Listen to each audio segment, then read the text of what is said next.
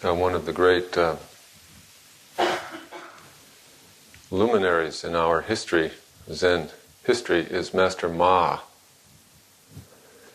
His name means horse, the horse master. And he was the stuff of legend. They said he trampled over all foolish opponents of Dharma like a horse.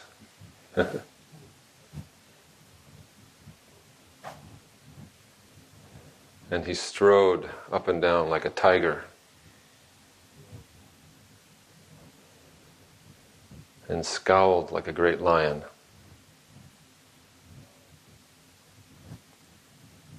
And he had a big long tongue. He would scratch his nose with his tongue. Scratch his nose. Not your average guy.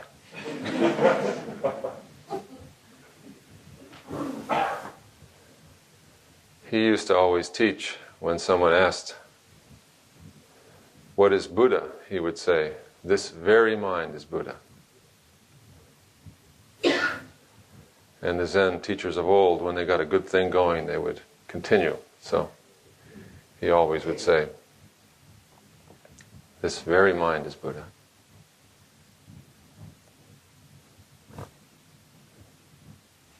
And I think that sounds good, doesn't it?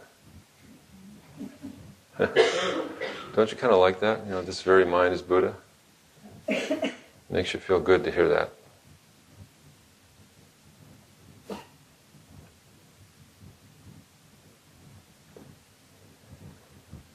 And somehow we feel it's true, you know, and right that it's so.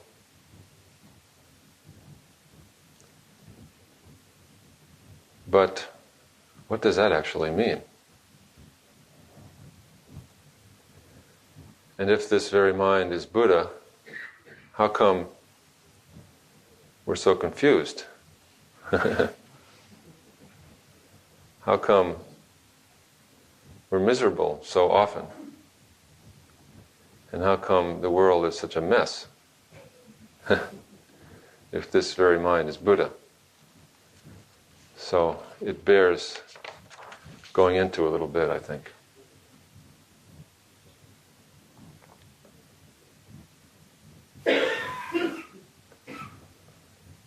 So one of the first ways that Shakyamuni Buddha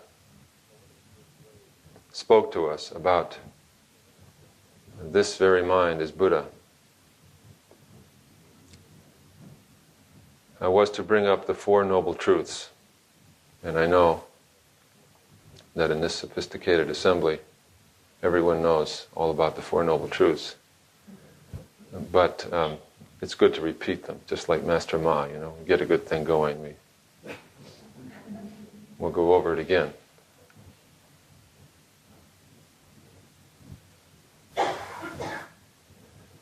I've always thought that Buddha was a very wonderful expression, the Four Noble Truths. I always liked that they were called the Noble Truths, because I think they are truths that will ennoble us and show us the way to an authentic and a dignified human existence. They're like great trees that you see standing in a stately way. The wind comes and they may sway a little bit, but they stand their ground. They don't get tossed around and busted up too much. No matter how strong the wind is, they still stand tall, and they endure what happens to them with a great patience, never moving. So I think it's nice that he speaks of the Four Noble Truths. So to help us appreciate what Master Ma means when he says, this very mind is Buddha, let's talk a little bit about the Four Noble Truths.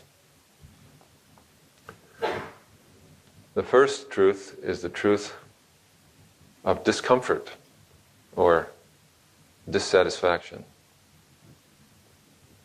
This truth says that no matter what is going on, dissatisfaction or discomfort is unavoidable and pervasive.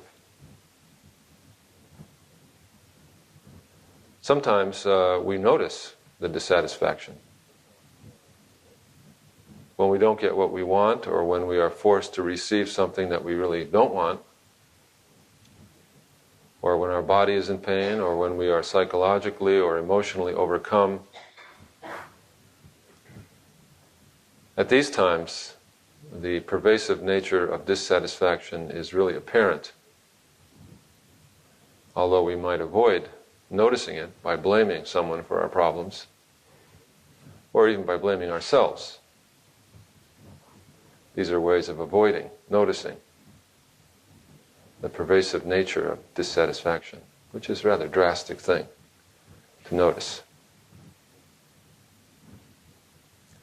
Other times, we don't even notice that this is so. We may even feel that we're very happy and very satisfied, that we're having a wonderful time. But actually, if we stop and look, right in the middle of our wonderful time, we will probably notice a subtle dissatisfaction, because we know viscerally that the wonderful time that we're having is highly temporary, and that what will happen next is unknown. So in this case, we don't notice the pervasive nature of dissatisfaction, and it can pile up behind us while we're not looking. But either way, whether we notice it or not, there is some difficulty. Life is definitely not perfect. Maybe that's another way of saying the first noble truth. Life is definitely not perfect.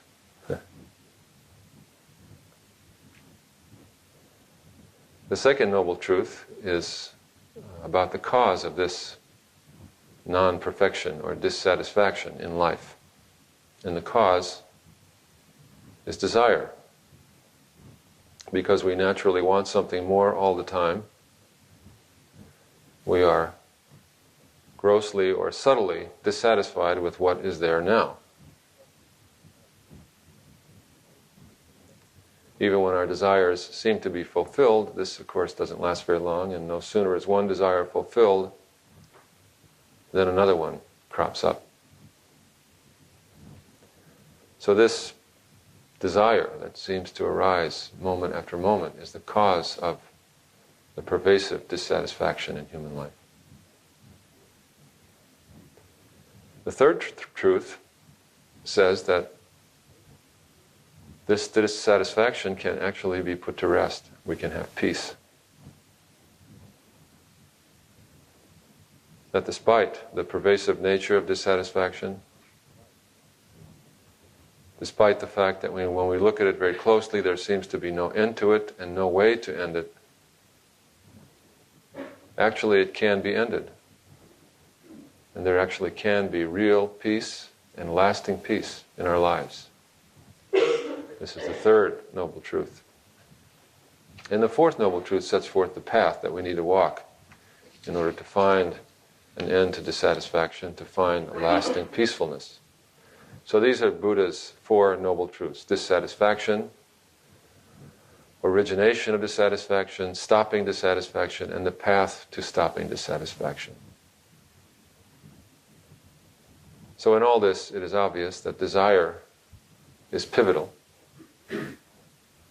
That desire cuts to the root of our human problem. So we have to learn how to practice with desire. We have to learn how to understand desire clearly.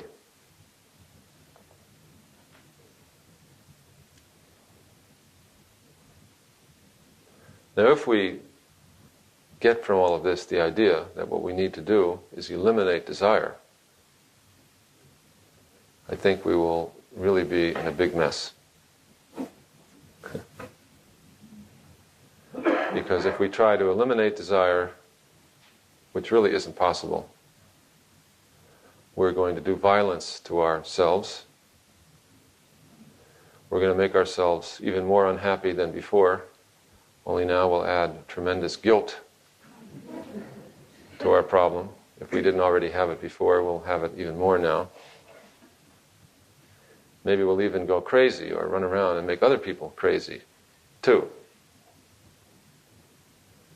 So it's pretty clear that the idea of eliminating desire is not the way to go. We have to figure out something more subtle here. We have to have an analysis that's more sophisticated.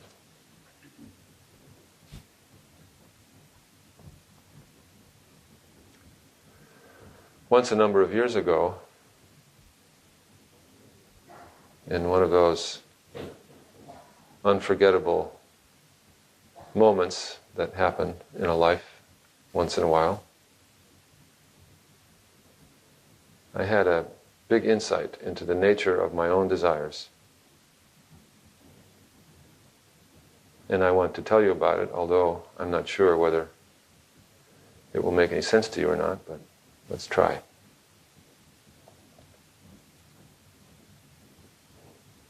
One day, many years ago, I realized very clearly that every desire that arises is already satisfied. It's as simple as that. Every desire that arises is already satisfied. Even if you don't act on the desire, try to fulfill it, or do anything about it whatsoever, it is already satisfied. You need to be very present and very still, and perhaps also very lucky in order to see this. But if you stop reacting automatically and thoughtlessly and habitually to desire, and just remain clearly present with desire, you will actually see that desire comes up in all its fullness. There it is, this wonderful desire. You can enjoy it. Desire is bright and vivid, and then naturally satisfied just as it is, just in the way that it is, without your doing a thing about it. It will gently pass away and take care of itself. Now, before I had that experience, I had always imagined that each desire that arose presented a problem or a question. How can you satisfy this desire, or how can you get rid of it so that it doesn't seem to need to be satisfied? But on this particular day, many years ago, I saw suddenly, and to my great surprise, that the desire that arose in me so very powerfully was already satisfied, just the way it was, without my doing anything at all about it. That in fact my making efforts to satisfy it, or spending my time in misery because I imagined that it hadn't been satisfied, that these things were habits of my mind that made it seem to me as if the desire required satisfaction. Actually, it didn't require satisfaction. It was already complete. It was already very beautiful, just the way it was. Sexual desire, desire for food, or sleep, or fame, or justification. All these desires are very natural human desires. And they are beautiful desires. As beautiful as trees sprouting leaves in the spring. In fact, they are exactly like that. They are exactly like trees sprouting leaves in the spring.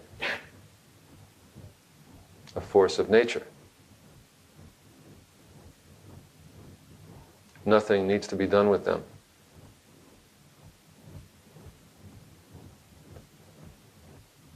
Does that make sense? Yeah? No.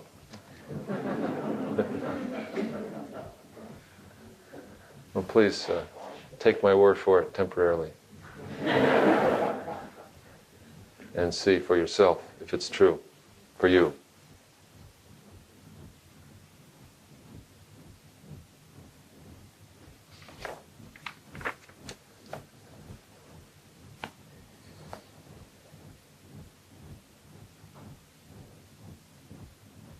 And it isn't easy to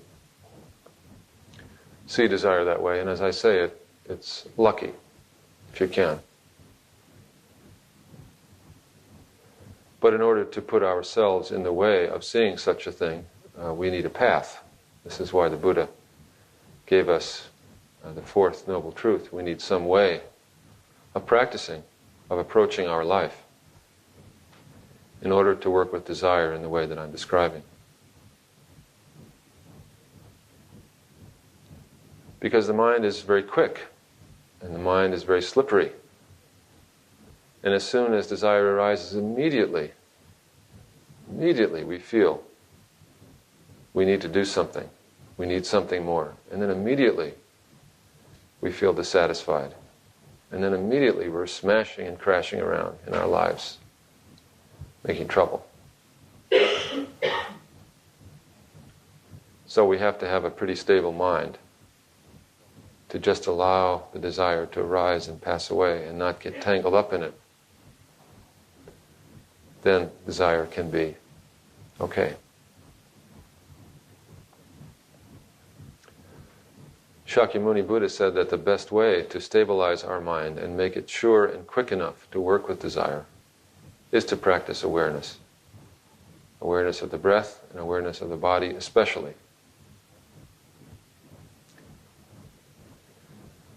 This week at Green Gulch we have begun a 49-day period of practice. And all of us are intensifying our practice a little bit. It's a special chance for all of us to let go of everything and just practice this simple practice of awareness. So we try to eliminate as much as possible all complexities in our life. We have a schedule that regulates our life, and we just keep to the schedule. When the bell rings, maybe we feel like it, maybe we don't, but regardless of our desire, we come to the zendo, because that's our commitment, and we sit, and we get up, and we move through the rest of the day, all day long, as much as possible, with awareness of the body and awareness of the breath throughout very simple tasks. So I hope all of you someday will have a chance to join us for a 49-day retreat.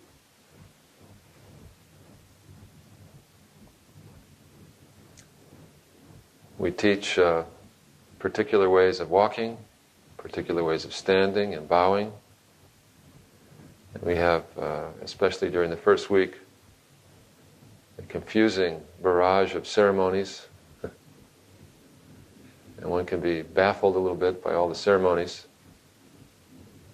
But actually, it doesn't really matter what the ceremonies are about, you know. Every ceremony is just a chance to stand with awareness, walk with awareness, breathe with awareness.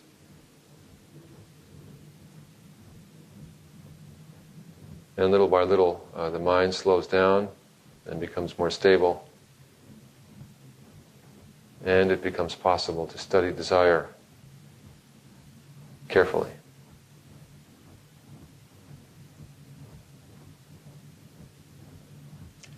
During the practice period, we have a weekly Dharma talk, and this last week in the Dharma talk, I spoke about how we are all conditioned to see ourselves in narrow and limited ways. You know, I am me and you are you. I have this history and tendency, you have this history and tendency. we have a really strong habit to see ourselves in this way, to be powerfully conditioned by our own history and emotional patterns from the past. And this habit of seeing ourselves in a narrow way is very much connected to the trouble we have with desire. Because when a desire arises, immediately our narrow and limited self pops up and says to us, I think I need to have that thing, or person, or attitude, or whatever, because unless I have that, I don't feel like I'm complete. But if I did have it, or him, or her, or them, or whatever, then everything would be much better. So let's have it.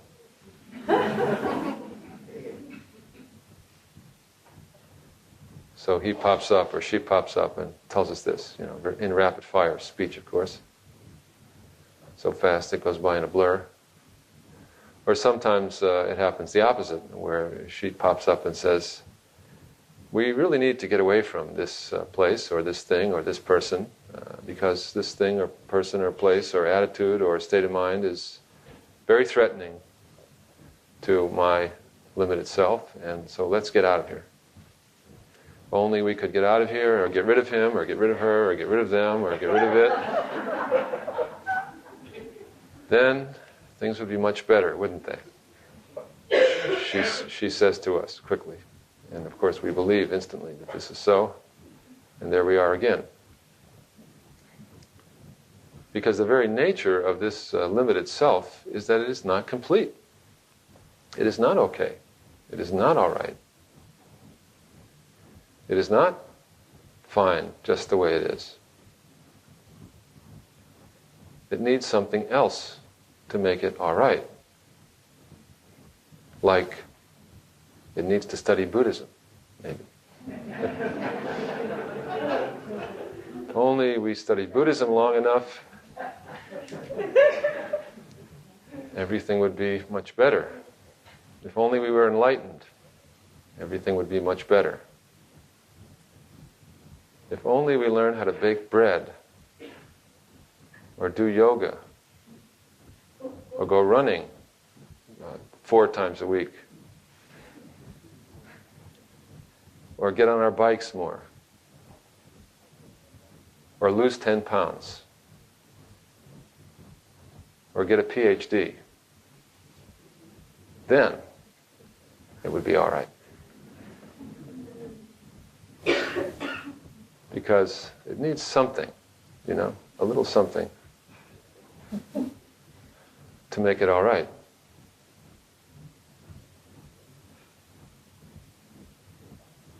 Now, I know, your laughter makes me think that you know what I'm talking about, but usually, it's funny because I'm stating this so baldly, Usually we don't say this to ourselves, right? We have more sophisticated ways of justifying or figuring out why we need to lose 10 pounds and so on. But in the end, I think it really comes down to this. We feel the limitation, the confinement of ourself as it is. So we always have to have something else to make it all right. Something. Anything. Other than just being present with what it is and letting go of our resistance and desire. And so because of this approach, a desire rolls on and on, snowballs, and the wind howls, and the trees smash against each other. Branches fall down. Leaves swirl in the air. Bark strips off. And eventually, the stage is littered with bodies.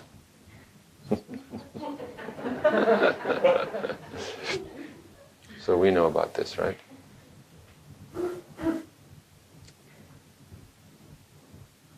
Now, once in a while, we may even get into, highly obsessive mental states, coalescing around a desire. Such states can be fairly everyday, or they can be very dramatic.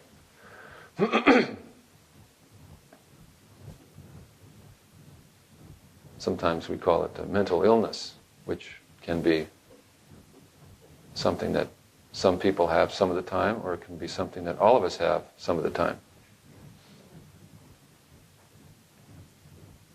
Something gets stuck in our mind or heart, and we simply cannot let go of it. It gives us tremendous pain, and yet the more pain it gives us, the more we hold on to it and can't let go. Usually this sort of thing happens because of something that already happened in the past, things that we have said or done, or that have been said or done to us, produce in us a wound or an unrest, and it won't settle, and it comes up as obsessive desire.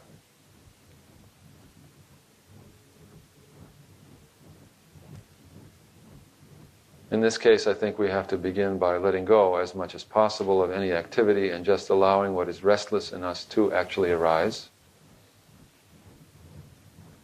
If we can avoid doing things, then we try to do as little of them as we can and do them as simply as we can and not make more things to do, just be quiet, so that we would have a chance to be there with whatever it is that is arising.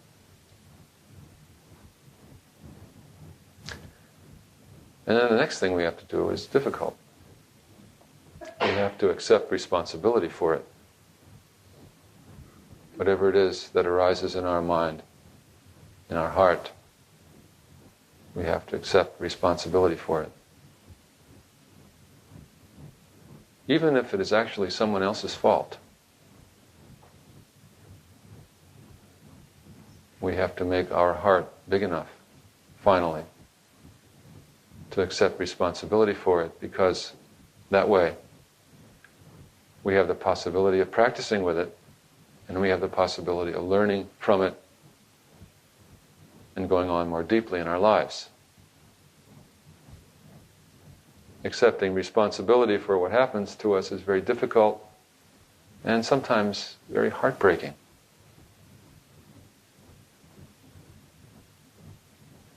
Because to accept responsibility for what happens to us is to actually admit and accept that it has happened to us. As long as we blame someone or something for what happens to us, we're not really admitting that it happened. And if we're not really admitting what happened, we leave a space for desire to rage on. And yet if we do accept what happened to us, it may break our heart. And then we have to let our heart be broken. Just accept it and let our heart be broken.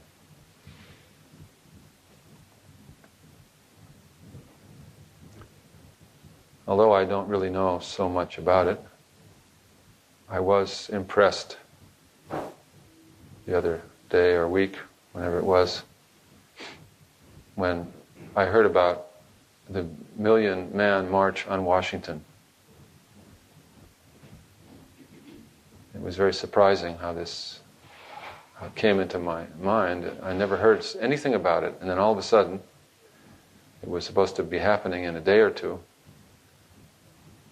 and we heard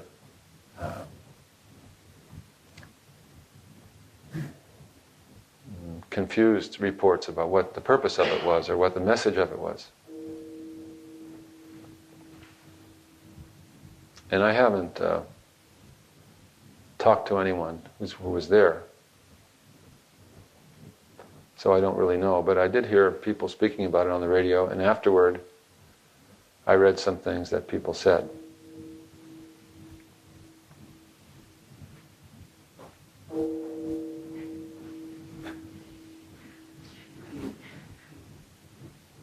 guess that bell means we should stop talking for a moment and just be aware of our breathing.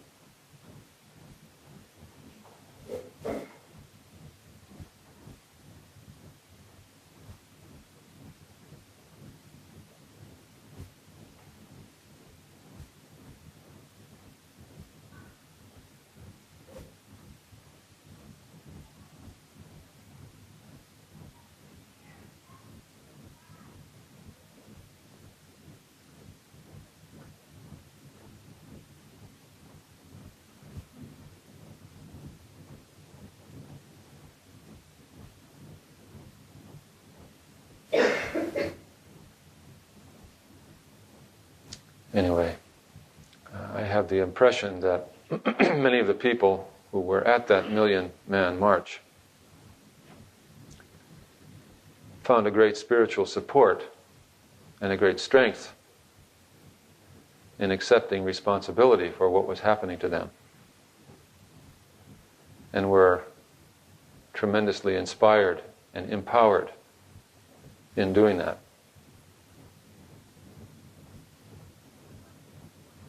And it's particularly moving because I don't think it's really accurate to say that the problems of African American men are the fault of African American men. I think the problems are due to many, many causes and conditions, due to historical tragedy and human greed and stupidity and blindness, that may have very little to do with what these men at that march have done in their lives or haven't done in their lives.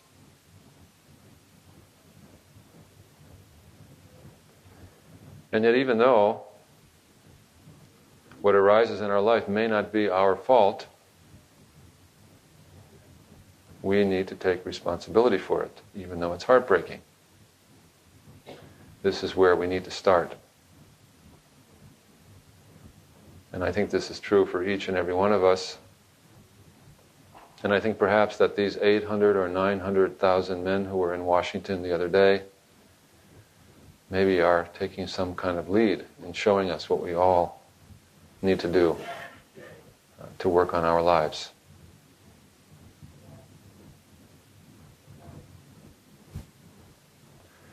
And then the next thing we need to do was something that they also did at that march, which I thought was the most stirring part of all. I heard this part on the radio and it was very moving to me.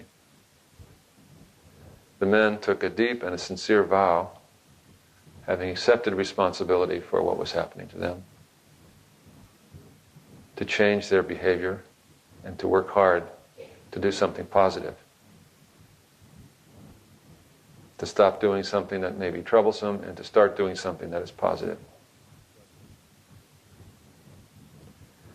We may not be able to change what's outside of our life sometimes. Our deepest and our most true range of activity really resides in what we can do with our own life.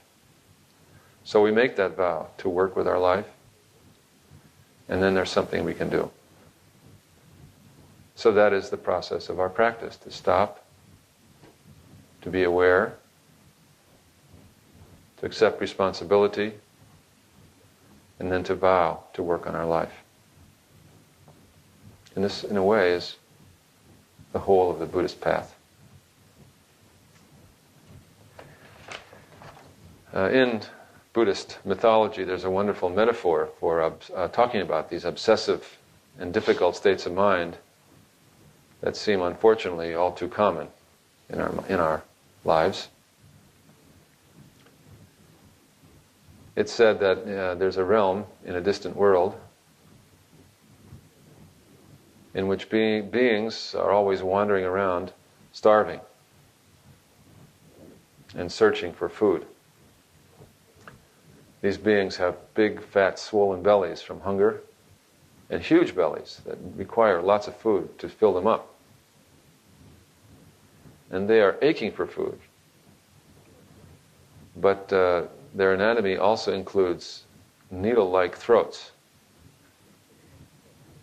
So even when they get food, they can't get it down their throat fast enough to satisfy their huge bellies. So they go raging around, their minds full of clouds of passionate desire, And even though they're constantly trying to alleviate the situation, nothing that they do helps. They work themselves up also to a powerful thirst, and then they see a beautiful clear river, and they rush toward the river for a drink of water, but there appear suddenly fierce guardian deities at the riverbank who fight them off and beat them up and prevent them from drinking. Then they kind of gang up on one of the guardian deities, and then one or two of them slip through, and when they reach the river and take a drink, the water turns to pus in their mouths. So this is a very pathetic, awful situation. Maybe you can relate to this type of situation. It happens. Sometimes like that, when our desire rages, and no matter how much we squirm around, we can't seem to satisfy it. Our restlessness knows no bounds. And just when we get close to the river, just when we get close to some calmness, to some real relationship, to the teaching, to what's truest and strongest in our own lives, our demon-like resistances spring up, fight us off. And then occasionally we get around them and we encounter the teaching, and all too often it turns to crap right in front of us. It's awful. We keep on encountering our limited self over and over again. We can't seem to let go of it, and we go on ghosting around, struggling with our practice. So this is the kind of thing that goes on. I'm sorry to tell you. And so, spiritual practice can be full of this sort of thing. It can go on for a while. And more often than not, that's what happens, It can be quite frustrating. There are periods of time in a lifetime of practice that look like this. So to work with it, we just really have to get lucky, I think. We have to keep making effort, keep going straight ahead the best we can. And then eventually someone or something will finally come along and help us out. That's what happens. And we just keep on going, trusting in that. And then we can find some peacefulness, even though we still have these problems. And after a while, if we repeat this often enough, we see how ridiculous it is and how funny it is that we keep doing this to ourselves. And it helps to have a sense of humor about it. I think a sense of humor is one of the key elements on the spiritual path. I don't know if Buddha listed it among the different elements of enlightenment, but I think it's sort of in there, in between energy and patience somewhere.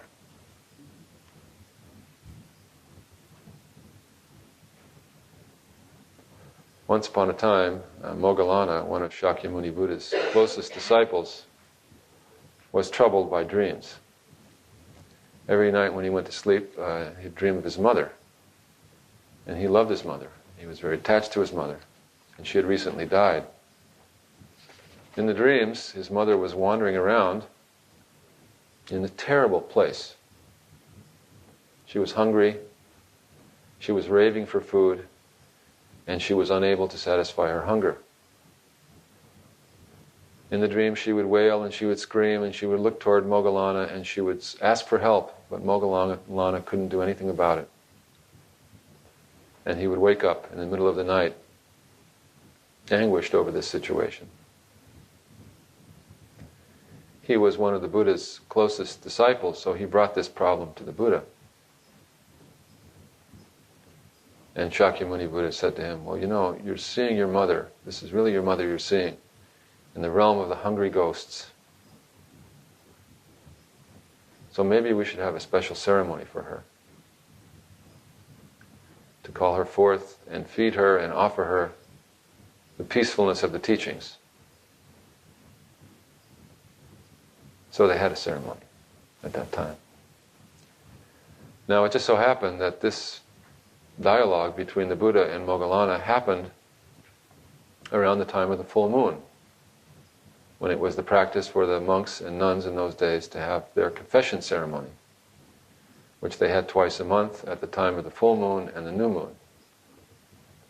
They would get together, they would chant the precepts that they lived by, and they would discuss together how well they had done in keeping the precepts for the last 2 weeks. They would accept responsibility for whatever way they had not kept the precepts, and they would vow with each other that they would do better during the next 2 weeks. So it was just at that time that the ceremony for Moggallana's mother happened.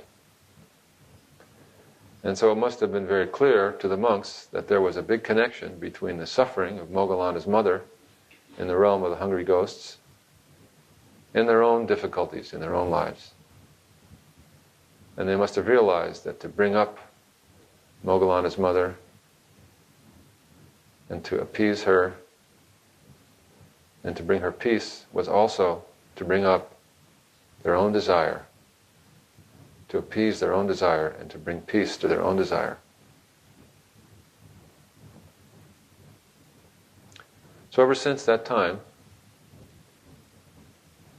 in the Buddhist Sangha, we have always done this ceremony to appease and refresh restless spirits. And it has this double meaning. It means to open ourselves up to our own wildness, our own unsatisfiable desires, to accept responsibility for them and to vow to see through them. And at the same time, it means setting to rest the restlessness in the spirits of people who have gone, and to remember fondly those who have gone and open ourselves up to the grief that comes, and to dedicate the energy of our practice to beings outside of us all over who are in the state of unrest. In Japanese, the word for hungry ghost is gaki, and Sejiki means feeding the hungry ghosts. And this is the ceremony that we're going to do today. I think it's at 5 o'clock, right? 5 o'clock today. We're going to perform this ceremony. It's an interesting ceremony, a very powerful ceremony. A little dangerous, maybe. You never know, what will happen. And we've been practicing up for it. It involves a cast of thousands, musicians and so on. So in the beginning we call the hungry ghosts to come, and they show up a little scared, because having so much desire makes one very weak. And they're shy about coming around people. And they would never begin to even dream of coming if they knew that Buddha was around. So we don't do the ceremony at the altar where Buddha is. We come over here and do it on this end of the zendo, so the beings won't be too scared. And this Jizo Bodhisattva, who is standing next to me, is very gentle Bodhisattva, who is known to travel to the realms of the hungry ghosts and hell beings. So we do it around him, and he will, with his gentleness, be a big support, and these beings will feel okay about coming. So we begin by making a tremendous sound, an otherworldly sound, because in the realm of the hungry ghosts, sounds that are weird sound inviting. If you make something too beautiful, that scares them away. So you have to make a horrific sound, and then they come.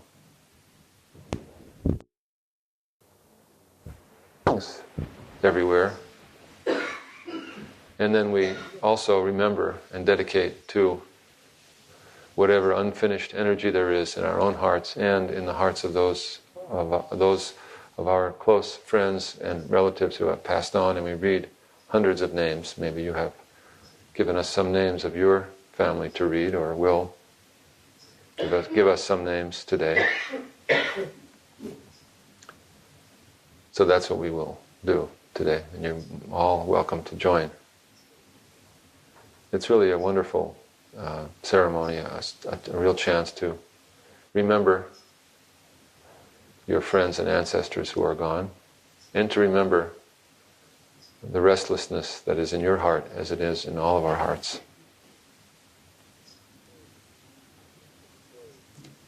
There's a story in Chinese Buddhism that after the original Sejiki ceremony, Moggallana felt emboldened to make an even stronger vow to help his mother. So he actually descended to the hell realm of hungry ghosts. And he went down to get his mother out. And he broke the lock on the gate. And so the gate was a little ajar. And a lot of the ghosts escaped and started wandering around the world.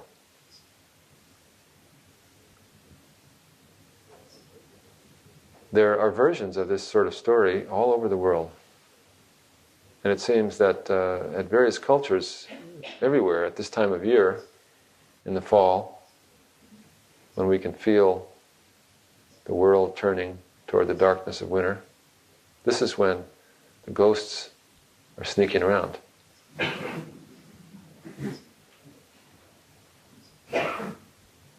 So we have All Souls Day or Halloween. And there's this same sort of story behind Halloween. And that's why we do the Sejiki ceremony around this time of year. It's just a good time of year to do it.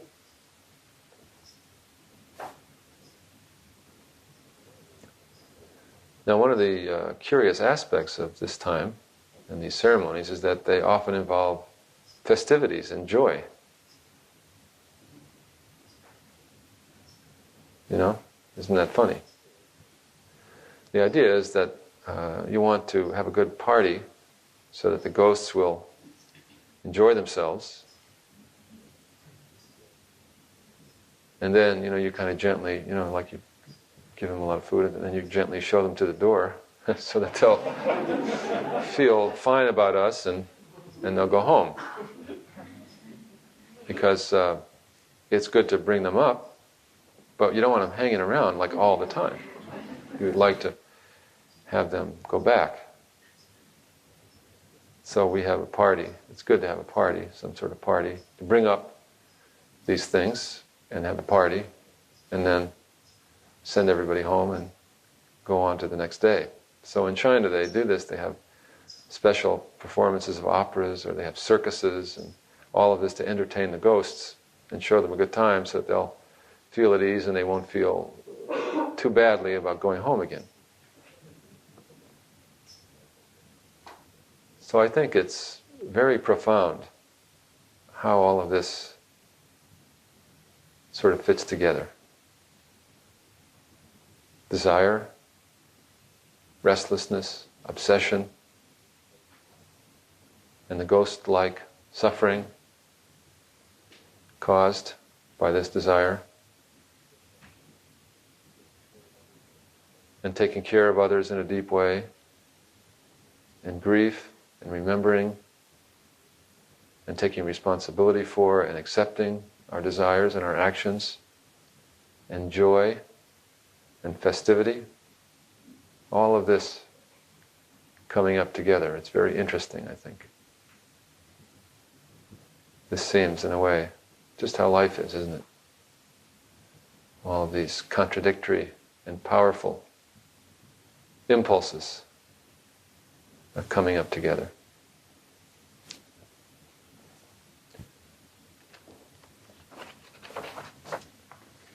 this very mind, all of it, is Buddha.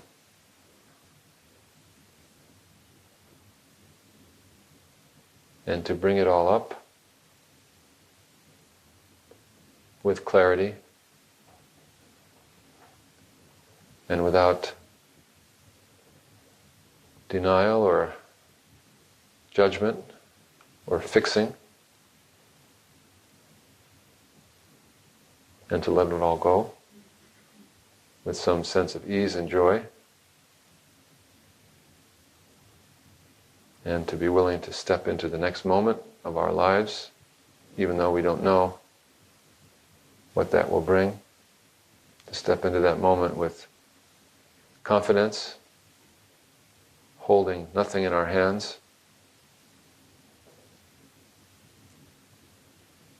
This is a nice way to live.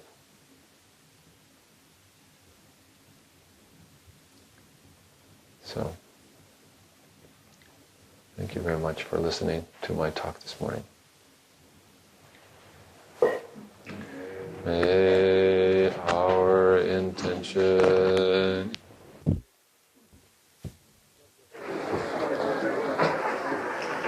and the subject of the conversation naturally seems to begin with or center around what is presented in the lecture, but that's not required. That's not necessarily the case. You can bring something else up as well. So let's begin. Yes? Well, I have a question about the point you made, if I understand correctly, about desire. You're saying, and I've experienced this myself, if only I syndrome, where if only I had this, then things would be okay. Yeah. Which would mean that we go off in a flurry of activity trying to take steps to acquire this. Yes.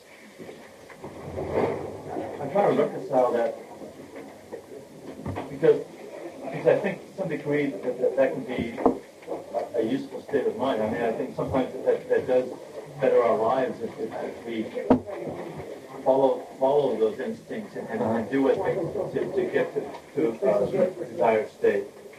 And I just wondered if you could comment about it. It seems kind of like, in one way it's like we're kidding ourselves and it's a false track. But another way, there is some validity to it sometimes. Mm-hmm. I wonder if you could talk about that. Mm-hmm. So he's raising the point about desire and acting to fulfill desire.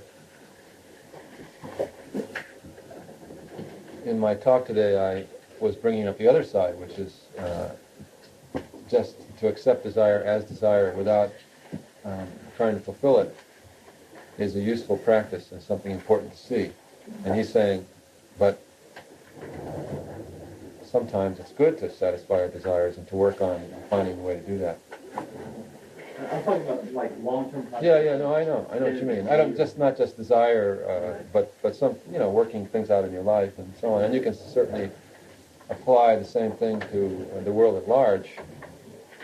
For example, if you heard what I said this morning and took that to mean that I was suggesting that no one ever do anything to better society, to act for social justice, ecological sanity, and so on, that all we should do is sit and look at our desire, this isn't exactly it either. Yeah, so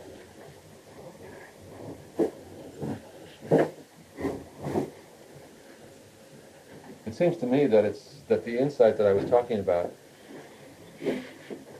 is very, very important for us to realize as a sort of baseline, something that we refer to or know about in order for us to, in a sane way, work to organize our lives and fulfill our needs. What I mean to say is that it's good to know, for example, that no matter how I organize my life, I will die in the end. It's good to remember that.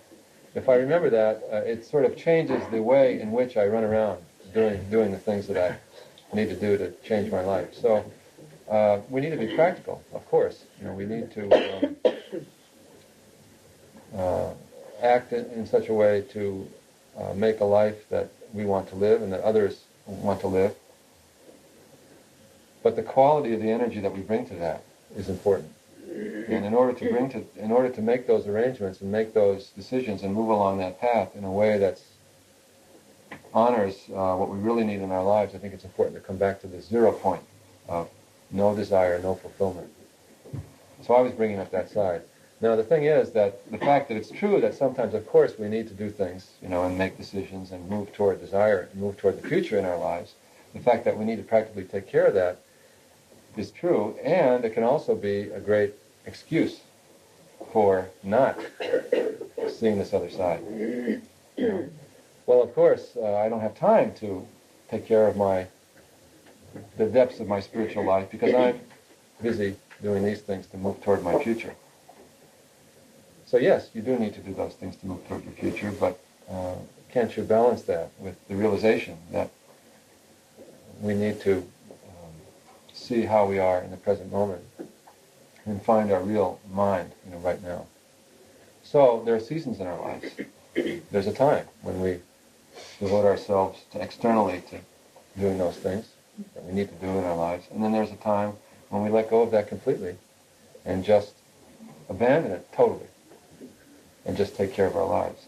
Now those seasons happen, there may be 5 years or 10 years or 20 years in our lives when we're doing one thing or doing another thing, but there also may be 1/2 hour every day in our lives when we abandon ourselves completely and our goals.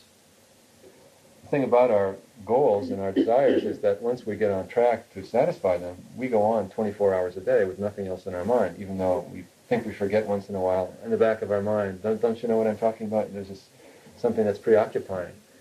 So I think it's actually very good to have a time every single day, if possible, when you just sit and abandon that completely and remember that there's nothing that needs to be done.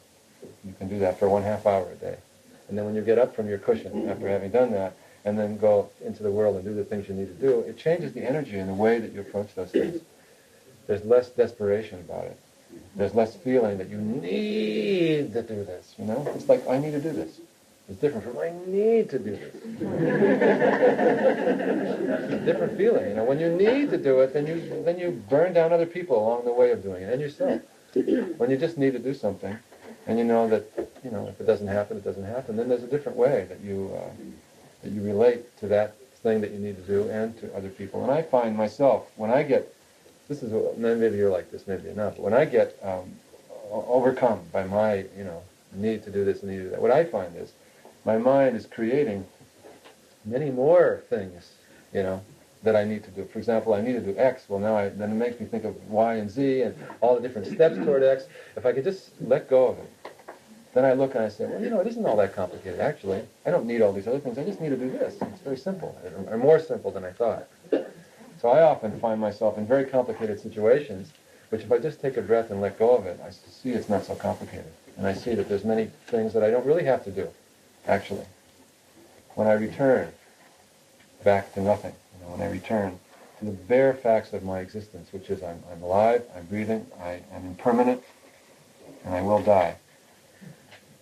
All of a sudden, the game changes quite a bit.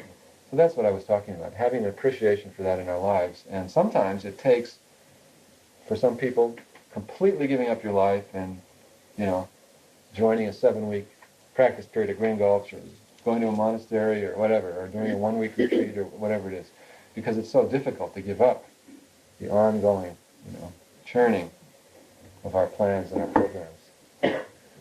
So these things are very, very individual. You know what I mean? It all depends on the circumstances of your life, and it depends on your personality and your needs and so on and so forth. There's no sort of universal way to look at this.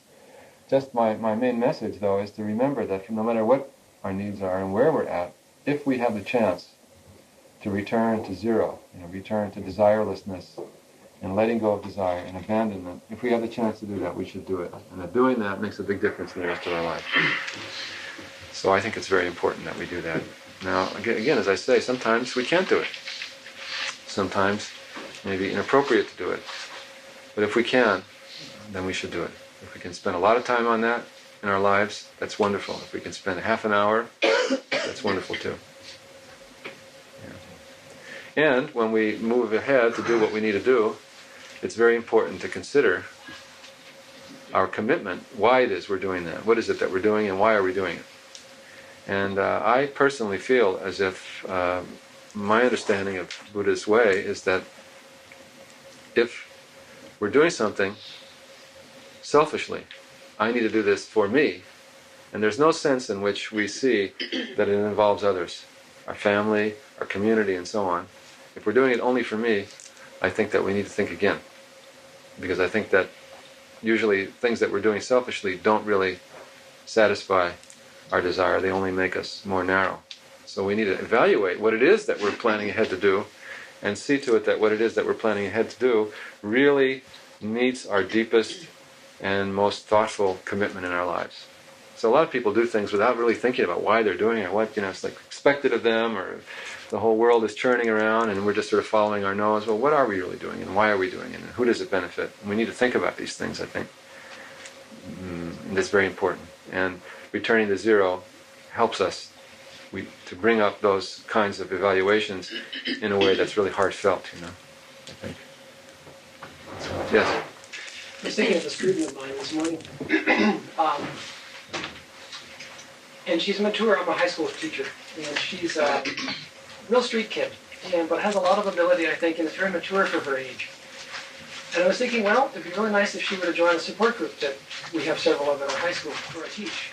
And then I sort of stepped back. She's not here because it's Sunday. She's not in school. I thought, am I doing this really for her? Or there's a real urgency. I've got to get her into a support group. And that's where I said, wait a minute, that's me. That part's me. Yeah. But I think what you're talking about, Norman, the quality of the desire, when I can catch it, how much am I pushing this because I think it's right, versus how much is it really right for that person, and do they have the right to say no? Mm-hmm. Yeah, and you could invite her to join a support group using the same words and do it one way that would inspire her to want to do it, and do it another way that would make her think, forget it, that's the last thing in the world that I'm going to want to do. Yeah, exactly. Because you've got too much, and then she doesn't even know this maybe, and we don't know this maybe, but we feel it. So too much desire, often resistance arises. Yeah. Very true. Oh, I'm sorry that there's so many people have to stand up there.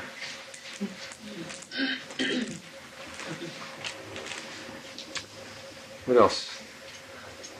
Yes. What I heard you say this morning was that you had this insight that all desires are already fulfilled. Mm-hmm. So I was kind of working with that while you were talking. And just like a simple desire, like I wanted to have tea. So, I can go into denial. I can say I don't really need to follow up on this. I can just let it go for a while. But I didn't get to the place that it actually was already fulfilled. I can fantasize about I actually am drinking the tea now, but somehow that didn't. Mm-hmm. Mm-hmm. Well, the desire, say that like that. I want to have some tea. You can experience the desire itself as complete. This is a feeling that comes inside of me, from my physiology and from my psychology. It has its own past, present, and future. It arises in my mind. I see it. I experience it. It passes away. Don't need to have any tea.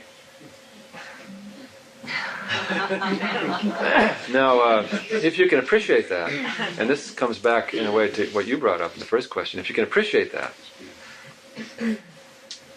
then if you happen to get some tea, you can really enjoy it. Because just as that moment of wanting the tea took care of itself, now the moment of drinking the tea takes care of itself. And it's now not that you're drinking the tea because in the past you had a desire to drink the tea and now you're getting the tea that you wanted. It's just that in the past you had a desire to have tea that was complete in itself, and now at that time it was complete in itself, and now at this time you have this completely unexpected and gratuitous cup of tea appearing in your life that you can fully enjoy. You see? So that's why it's connected to what you said, because you may get up and get a cup of tea. But you get it in the spirit of just doing something, not satisfying a desire. I find sometimes when I have a single-minded desire for tea here, I get it, and then I realize, my God, I didn't notice who was standing on the other Yes, side. exactly. I was really rude there. And Exactly. Jeez, and I thought, wasn't that important? Exactly. It's a perfect example of what I'm saying. Yeah. That's right. So we don't even, not only, so in looking at our desires in that way, not only don't we really get the full enjoyment, of realizing that desire, but we also end up missing a lot of other things that might be happening. Yes. And we also, miss a chance to make friends, and we might even make an enemy. Like, why did she step on my toe? Notice it. And then next Sunday when you come back, there's this person who says, yeah, she's the person who stepped on my toe. And, she's not a very nice person and so on. And then they tell their friend, and pretty soon there's this group of people wandering around who knows, what a really nasty person you are, doesn't talk to you. And then you notice them, and you tell your friends, look at how they don't seem to be relating to me very nicely, and you tell your friends, and then pretty soon we have this tense situation here on Sunday. There's two camps of people, and pretty soon they don't even remember why they don't like each other, but they really don't like each other. And then when they sit down together to maybe there's a members meeting or something, all of a sudden the communication is very bad, and then they can't talk to each other and so on. This is all very funny, right? But it's going on in the world. It's going on in the world, right? This happens in your workplace. It's happening in Eastern Europe, where people are killing each other over this sort of thing. Exactly this sort of thing. It's a small thing from a cup of tea. But this is what it is. We really have to recognize that we don't need anything, and that what arises in this moment, desire and unfulfilled desire and all that, is complete. And then we go to the next moment and the next moment. If we don't realize that, there's a desperate quality to our lives, and lots of fallout to that. Oh. Yes. Well, do you think that when you meet desire that way, where you just let the desire be the desire, and if you are so fortunate as to get the cup of tea and appreciate it that way, do you think that then the next desire that arises will be arising in a way that is fuller than if you hadn't paid attention to how the desire was met? Mm-hmm. Oh, yes. Yeah, So you get a cycle going then where the desire that arises is noticed, and then the fulfillment is noticed, so that the next desire arises in a better way, maybe. Yeah, absolutely. This, the mind of this moment conditions the mind of the next moment. Yeah, that's the beauty of it. Yeah, so that's right. If we begin to practice in this way, we find that the desires that arise in us are more and more appropriate desires, and more accurate and easier to work with, and so on and so forth. If we keep raging around with our desires, then we keep raging around. This keeps going like that, and it can if there's no peace of mind at all in the middle of our desires, it can become very obsessive and crazy. And maybe how that can be, unpleasant. Not me. Not you, but there may be one or two others in here that may have experienced this really difficult situation which we get into sometimes.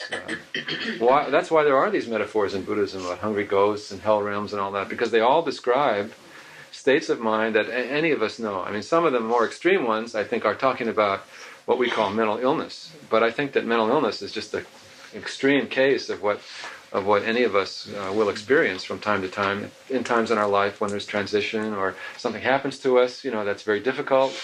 Then the mind, has a hard time, and we really do have these times in our life that are just quite difficult. Yeah.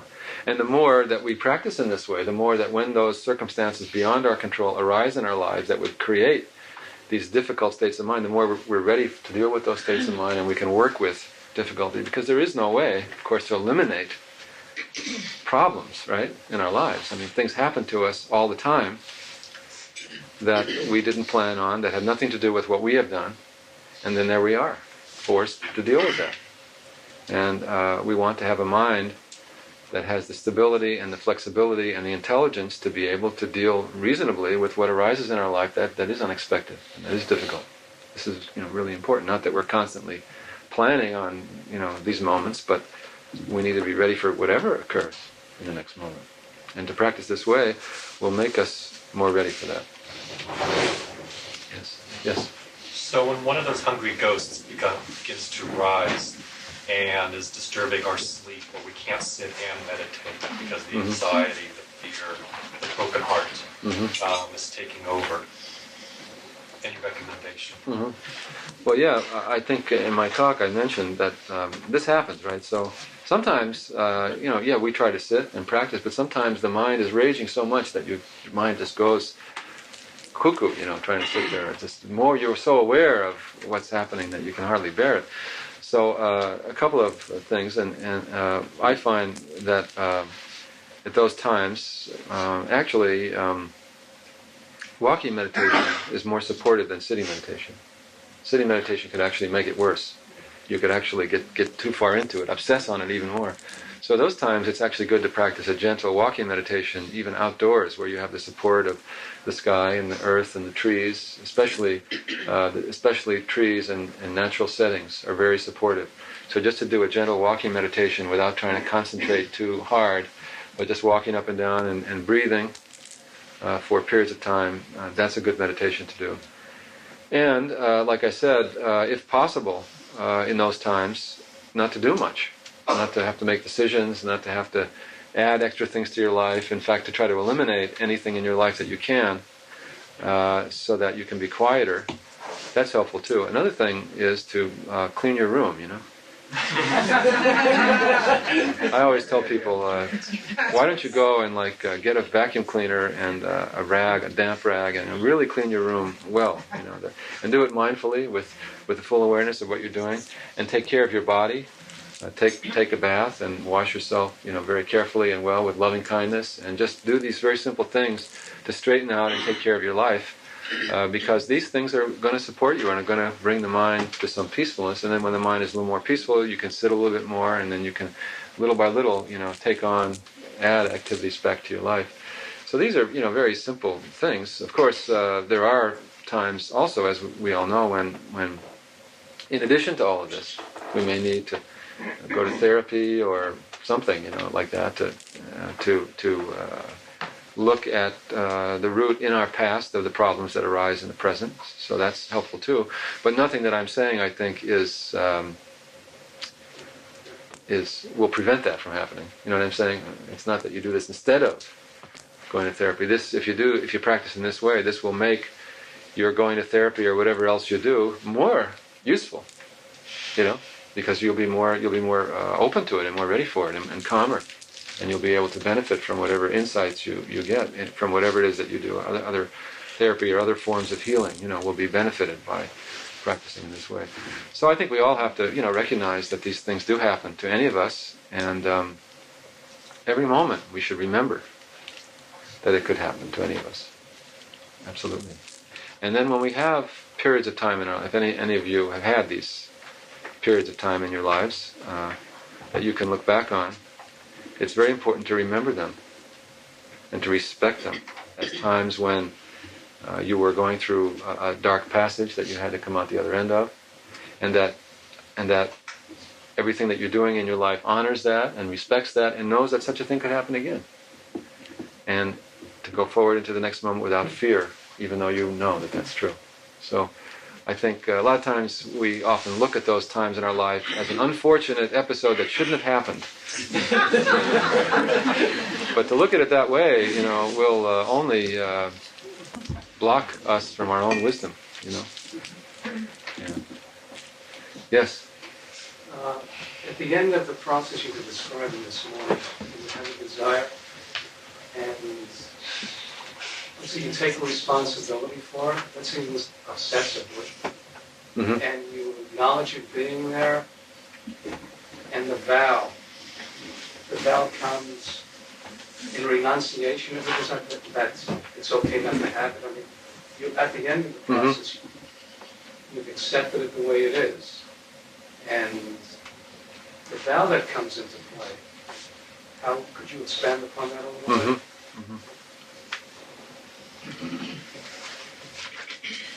Well, from my perspective, I would say that, the desire arises, and say it's an obsessive desire. One takes responsibility for it and acknowledges it without pushing it aside. One looks at it, one stays with it, one practices with it, one sees it from all its angles, and one is clear not to, if it's an inappropriate desire, not to indulge it. And then one vows, I vow to practice in such a way that I won't act as I have in the past to indulge these desires and make them stronger. Instead, I'll act in such a way to acknowledge them and let them go. That's my commitment. That's what I'm going to do. See, we have these creeping up feelings in us that, well, maybe I should, after all. Don't I deserve it? And shouldn't I? I mean, after he did it and she did it, and anyway, I mean, this is America, and we're supposed to have the pursuit of happiness. So isn't this the pursuit of happiness? And so we have those when we haven't made the vow, when we haven't been clear, that this is my responsibility and that I'm taking a vow really seriously within myself to practice and live in this way. When we're not really clear, then our unclarity keeps us miserable. And sometimes we just have to go on that way for a while, until we get tired of it. I mean, if we're not really ready to take the vow, we shouldn't force ourselves. We just have to learn from our frustration. So if someone comes to me and clearly does not want to practice in that way, I don't try to talk him into it. I say, please continue in the way that you are. Come back later when you're when you're desperate.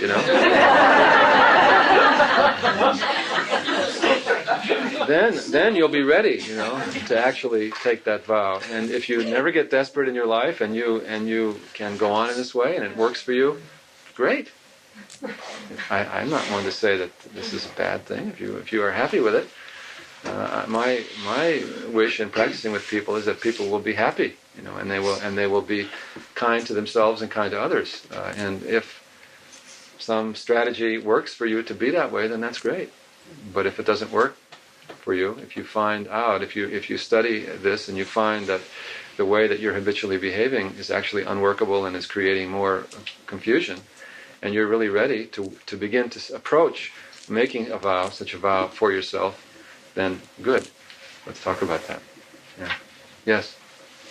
I guess I'm a little confused because I think I heard you say when you accept responsibility for your desire, to me, most of my desires, if I see them as empty, it depersonalizes them right from the beginning and neutralizes that energy. Mm-hmm. But if I start, it's almost like I could be building up a sense of I. If I say, these things have arisen and now I have to be responsible for them. Mm-hmm. A lot of this stuff is such garbage anyway. It enters in my brain. I don't know. To me, I guess I know the ability to respond is one thing, but I almost heard an implication that somehow, due to my physiology or temperament, that these so-called random thoughts just somehow have something to do with me. Well, I think that the way that you're practicing is exactly perfect. Please ignore whatever you thought you heard me say. I think that that's just how you should practice with it. Yeah.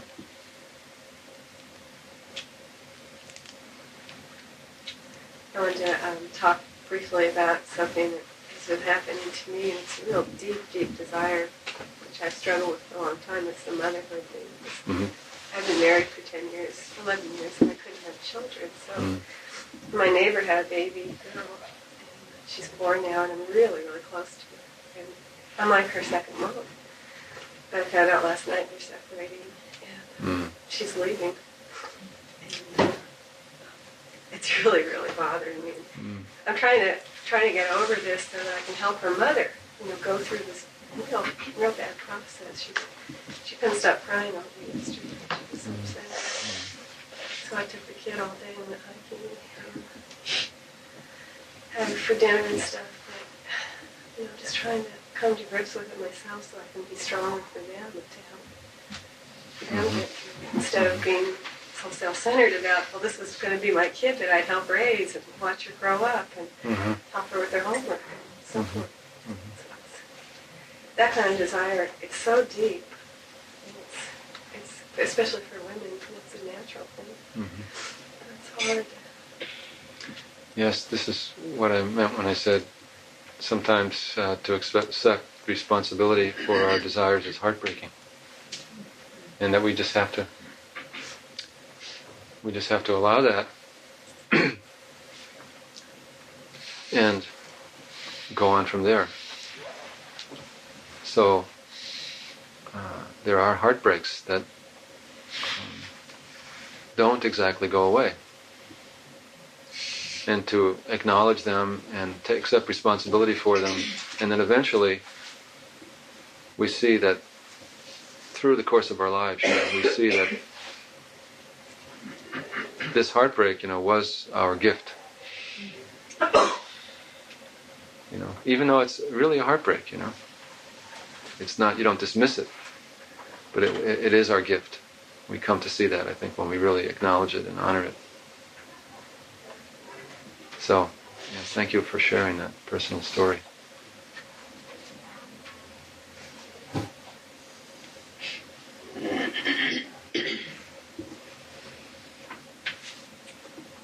Well, I guess along that same line, I don't know exactly what I want to say, but some people were here. We had a ceremony here for my daughter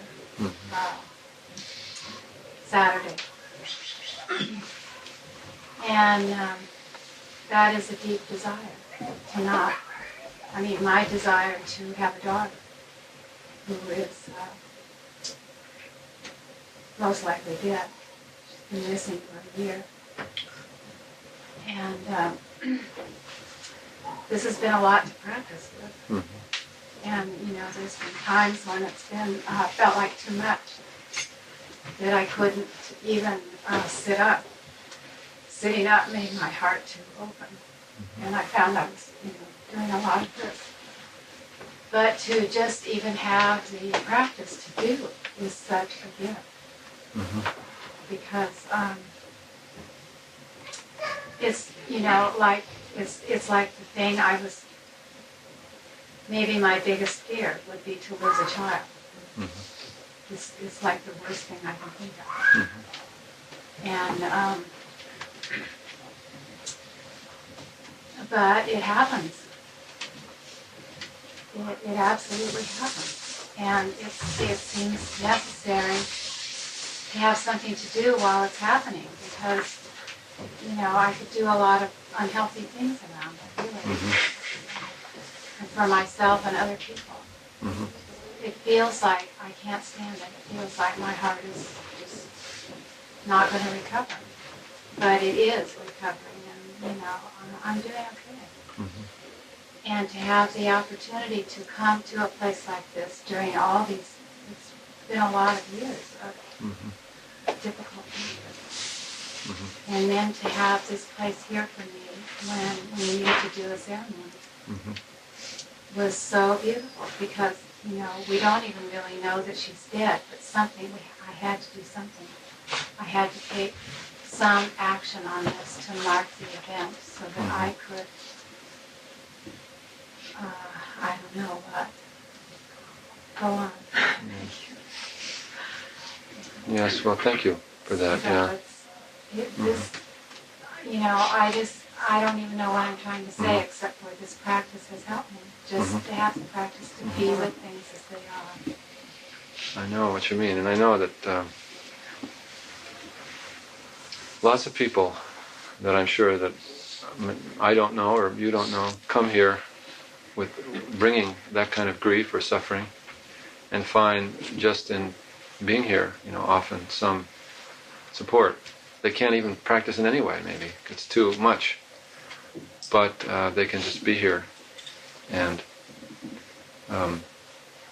feel some healing, little by little, in just being around. Because, I believe, they understand, either explicitly or intuitively, that to be just like, the ceremony we're going to do today. The beings who come understand explicitly or intuitively that this is a place where we don't deny suffering, where we acknowledge the reality of suffering and we work with it, and we have peacefulness within it. That is the whole nature of the Buddha's way. And this is why any one of us trains in the Dharma. We're training in the Dharma not just for ourselves, right? Where is Green Gulch? Green Gulch is in any one of us that has that spirit. So I'm sure many of you find yourselves in different places in the world, and there are people suffering in your offices or your homes who come to you, and maybe they don't even say anything, but they feel that you're practicing the way, and they feel some unspoken support from your practice and your willingness to acknowledge that suffering is real, and yet there can be peacefulness. This is something that, most people simply don't understand or don't believe is possible. They think you either have to deny suffering and pretend it's not there, or be completely raving that there's no other way. But our way is to acknowledge suffering and find peacefulness within it. Not to create suffering where there isn't any, but where there's suffering, to acknowledge it and find some peacefulness in it, and to offer that attitude to anybody who needs it. And I'm happy that. Helped me the most when I would try to be sitting and I really could hardly bear it, was to say something like, may the suffering that I suffer today relieve the suffering of all mothers in the world. Mm-hmm. So I could just offered it up. Right. Thank you. And can we share a little bit about your granddaughter? Go ahead.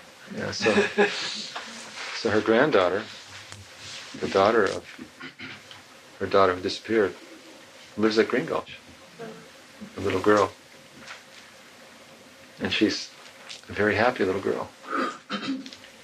She's actually quite sick, but she's very happy. And she runs around and she gives all of us tremendous joy. We get such a kick out of her. She's a delightful person. So it's odd how things work.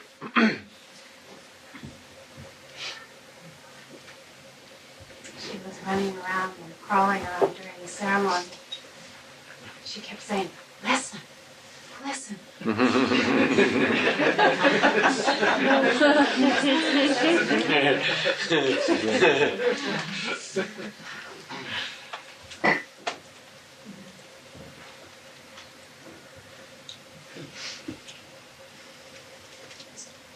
Do you think that the loftier desires that we may have, not the ones that are personal, but the ones perhaps to end suffering in the world, are also, I mean, this practice that you talk about feeling that they're already satisfied, is that also a useful practice in considering that kind of work that you want to do to end suffering?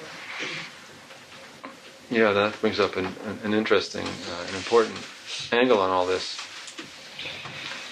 What about those noble desires that we have that seem, really important and worthwhile for us to pursue?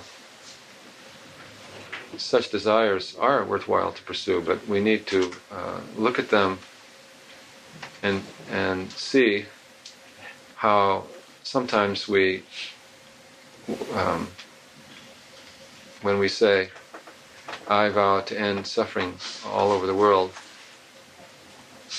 we often are meaning, I vow to be the great person who everyone will admire, who is going to make sure that everybody's okay. So we need to be able to notice this. And this doesn't mean giving up that desire, that noble desire, which is not really a desire in the sense of jangly energy, but it's a beautiful hope. And it's a wonderful faculty of human beings, that we can hope for such things. Think about it, It's wonderful that we could even envision the idea